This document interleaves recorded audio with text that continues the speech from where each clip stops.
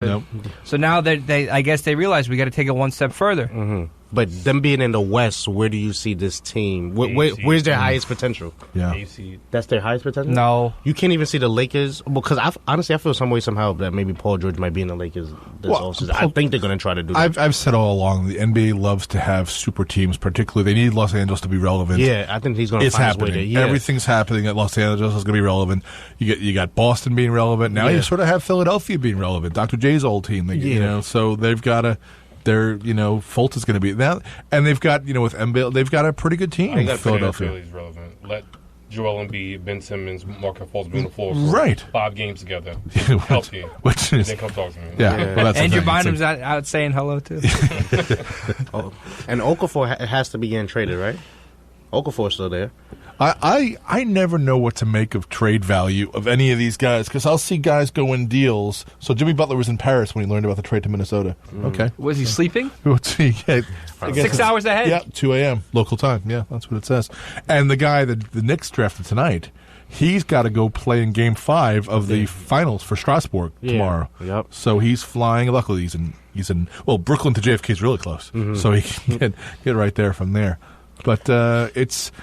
Of the couple of interesting things, of the first 7 picks, 3 were Pac-12. Mm-hmm. So it used to be said that the Pac-12 was a terrible basketball conference. No one sees the games. They're on after midnight here on the East Coast. Well, 3 of the top 7 picks were Pac-12. And I think I heard their top 6 or top 7 picks were all freshmen. Right. Yeah, last year, was all freshmen. The first round was 14 freshmen. Mm-hmm. They were already halfway there, going in. Yeah. So, but it was just all these one-and-done players, essentially, is what it is. And think of all the foreign players. So French... Someone from France, someone from Finland. Mm-hmm. There's more guys out there. I see there's a guy from Germany named Hartenstein, Isaiah Hartenstein. He's probably in the first round as well. So, it's a... And the French player, the guy who's going to the Knicks, it's always been said that European players couldn't play defense. Mm-hmm. He plays defense. He plays first. What was happened the last time the Knicks drafted Frederick Weiss. Frederick Weiss, I know. The last time the Knicks drafted a French player, Frederick Weiss. He never came over Ron Artest. Yeah, let's just hope that we're going in a different, a different direction now. I'm praying. I like his talent. I like his size. He was. I love what I had. PJ Carlesimo was on the radio doing the draft. And I love it. He may not be an all-star, but he's going to fit the triangle system like a glove. Yeah. And it's like, wow, when your eighth overall pick may not be an all-star, that's not good. And I know, if we Wikipedia'd 2010, just go and look at the drafts 5-6 years ago, these guys, it's a crapshoot. Maybe 3 guys in the first round wound up being great players. And Landry Fields, remember him? Yeah, Landry. But I remember doing, they'd moved the NBA draft to Thursday nights, and I remember doing this show the night the Knicks were picking later because they were actually pretty good at the time. And it was I'll tell you when, because at 10:58 we're like, come on. David Lee was the pick. What was that, 05? So that was a while that's ago. After they got swept by the Nets? Yeah, so that was at 10:58, David Lee. And we're like, the Knicks just drafted a guy named David Lee, and we're off. We were off the air. So that's how long I know for Thursday nights they've been doing it. Probably their best draft pick in the last 10, 15 Well, years. Porzingis begs to differ with that. He's still unproven yet. So what? Always they have the sophomore slump. The Brooklyn, he just had, wasn't that just a sophomore year we just watched? It was just a sophomore year. I get in my years. There's a writer named Charlie Rosen who played and was a GM with Phil Jackson going back 40 years, and he's Phil Jackson's mouthpiece in the press, and he's written books with him, and he writes for FanRag Sports. Anyone read FanRag today? John Heyman's on Fan. It's a pretty good sports site now. It's an internet site, and he wrote an article of why the Knicks should trade Porzingis. Well, he did a pro and con thing, but it's clearly a plant from Phil Jackson. And some of the stuff was just that, he doesn't want to be here because he skipped his exit interview, and he's shown that he's fragile. And it's like, well, these are not things that he's Knicks property for the next 3 years at least. So exactly. Well, it's also him doing Phil's bidding, But Phil has done okay drafting. Porzingis got booed, was a great draft pick for them. I couldn't even tell what our pick got this year. I couldn't tell if it was Bulls or cheers. It got cheers. He got cheers? Cheers. I couldn't tell. I was trying it got cheers because they're like, he's the right guy for it. He's he can play defense. He's a 6'5" point guard. He's a good-sized point guard. So it used to be, you draft a French point guard, he'll go, what? Then Tony Parker proved that wrong. Yeah. So, but yeah, no, I it got some cheers, but you know, we've been finding out more and more about how the Carmelo, Anthony, Phil Jackson, it's like a blood feud. They just don't like, they openly despise each other, you know, in terms of, and then I heard Wally Serbiak, Wally Serbiak, who does with Alan Hahn?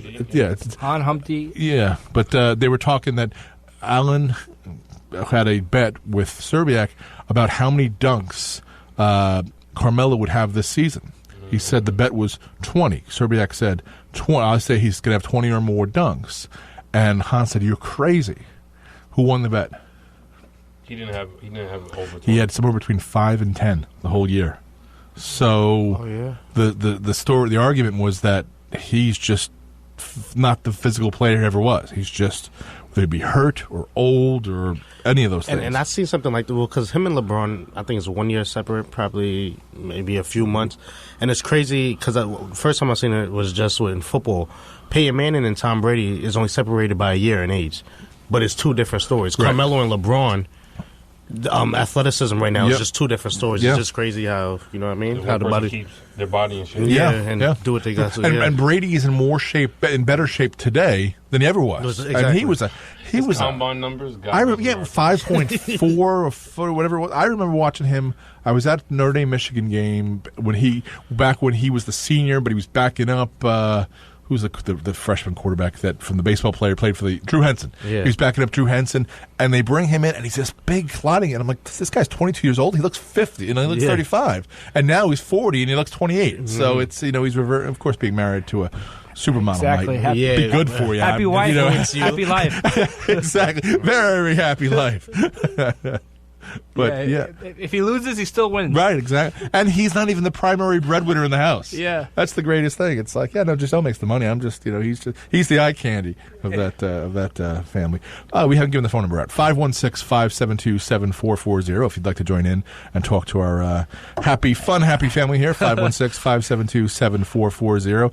That's the two-way sports talk connection. You can call us. We have a mystery here on our hands. Okay. Where has Dave been? So he didn't call in last week? He didn't call last week either. All right, he didn't call in. Well, 2 weeks ago, the phone were nonstop, so I could see he didn't get a chance to come in. Because we had some guys, George from Hicksville, Dan from Bethpage, guys that don't necessarily call every week, but they called in 2 weeks ago. But where is David? 516-572-7440. I was thinking about him watching the Mets get destroyed by the Dodgers because that guy, Chase Utley, was up. And as we know, Chase Utley's sister was babysitting Dave's granddaughter out in California. So so it just means one day maybe we'll get Chase Utley's home number and let him know what we think about him. I'm watching the game last night. I'll make sure I'm there. Think for about that his sister. Did you see what Chase Utley did? Chase Utley went to UCLA just like Lonzo Ball. But did you see? It's one out. There's a man on first. It's Granderson. Granderson's on first. And Wilmer Flores, who was slower than Tom Brady in his combine. Wilmer Flores is up, and he pops up. And it goes just past the pitcher's mound. But the pitcher's never supposed to play the ball. And so Utley is going to play the ball at second base. Utley pretends like he's going to catch it and lets it drop so he can throw Granderson out at second base. Just because, now, the story was he wanted to erase the faster runner, have Granderson off the base. 38-year-old Curtis Granderson, by the way. Yeah. Have Granderson off the base paths and have Wilmer on the base path. But it's thinking like, why are you doing that? He's doing that because he's a blank. That's why he's doing that. Chase Utley is a blank. That's why he's doing that. He's just a jerk. He's a big jerk.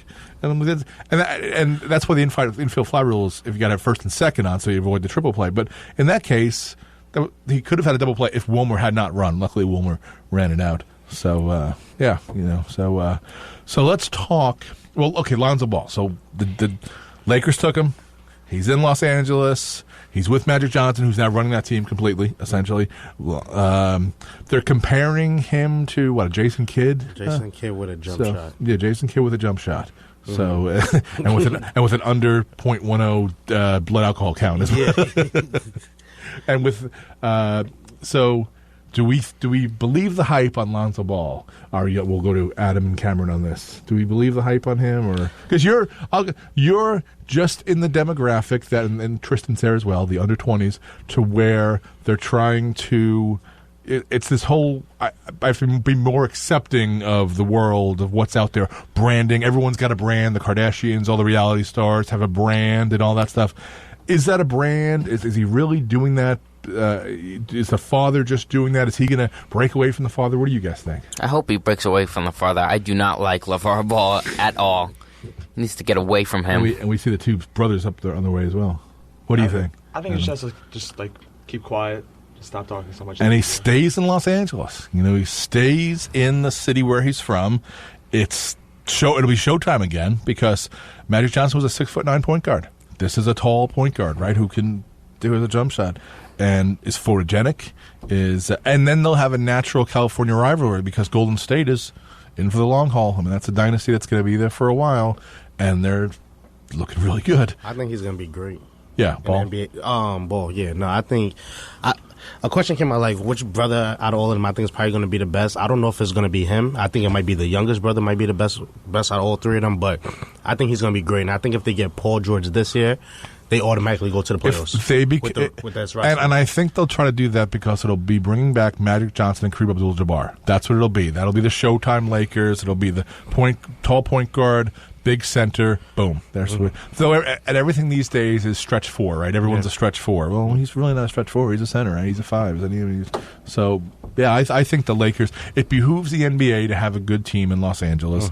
It behooves the NBA to have a natural rival in the Western Conference to the Golden State Warriors. I mean, is it going to be San Antonio? No, they got blown out. Yeah, they're trying to because of injuries. Come on, we all watched that first game. Injuries I'm not saying it would have been in Game 7, right? But it would have been a little bit more interesting than that. But they're trying to get rid of Aldridge, is what I'm hearing. Yeah, he was offered a deal today. Apparently, offered a deal. So, I mean, I don't know what they could get for him, but it doesn't seem like he's fitting in with that offense. He's supposed to be replace Tim Duncan, but it's not. It's not that. Now, KJ, you've been a fan of the Celtics for a long time, thick and thin. They had some great years as you were a younger fan, and then lately, they had some harder times. They're just loaded. I mean, and going to be more loaded. The future is very bright for them as it goes. Does it scare you a little? Because as a Mets fan, let me tell you, that vaunted pitching staff has not come to fruition. Gosh. What's scary was, after the Paul Pierce and Kevin Garnett trade, it's okay, what do you do with the picks? Do you try to win the championship now, or you go for the future? And I love what the owner said. He said, why can't we do both? That's basically what we're doing right now. We're going to try to do both. And that's, and again, that's fodder for sport talk radio and newspaper articles and columns and clickbait articles.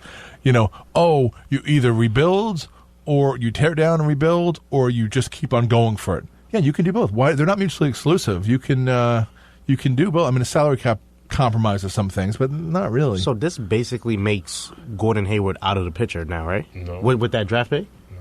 You don't think so? Jason Tatum can play power forward as well. He could, but basically he's going to be coming off the bench for the next 2 years. He's a Krzyzewski guy. But don't you think that Boston was kind of small? Because what is he, 6'7"? He's 6'8". He's 6'8". Didn't you think that Boston was kind of small already? But what Boston's problem is, that's why I was going to be mad if we drafted Josh Jackson, because I feel like Josh Jackson is the taller version of Marcus Smart. We have too many defensive players who cannot shoot, cannot score. That's true. So Jason Tatum can be that guy for us. Okay. But you still think Gordon Hayward could? I always say whenever there's a free agent out there, you'll read articles that'll talk about how, whether any sport, that guy's wife wants them to go there. Oh, his wife really likes insert city here, or his wife does not like that city. It's always a planted story beat from an agent trying to get more money, or a competing team trying to lessen the competition. The same thing with, I was reading a lot of stories with regard to what the Celtics were going to do. Oh, Josh Jackson is the perfect Danny Ainge player. That's every story I read. Sources close to Danny knows that this is the guy he's loved, and this kind of player since he was 25 years old. I was like, what? No. And that was just, we saw draft time. They didn't take him. He was there. They didn't take him. Yeah. It's one of the reasons why I think Jason Tatum's going to be good. Just the fact that, like we said before about Lonzo Ball, because Lonzo has Magic Johnson to rely on. That's like if Kristaps Portzingis was drafted by the Celtics and Kevin Garnett was still here. And that's why I feel like now if Paul Pierce just take a flight out to Boston every now and then, teach Jason Tatum the moves and stuff, we got the next Paul Pierce. And Paul Pierce is Mr. Celtic. Now, switching gears. they had an expansion draft, I guess is what they're calling it. Yet everybody leaked all the picks because the hockey news and everything was reporting the picks before the NHL was. So that the news, and they're gonna play hockey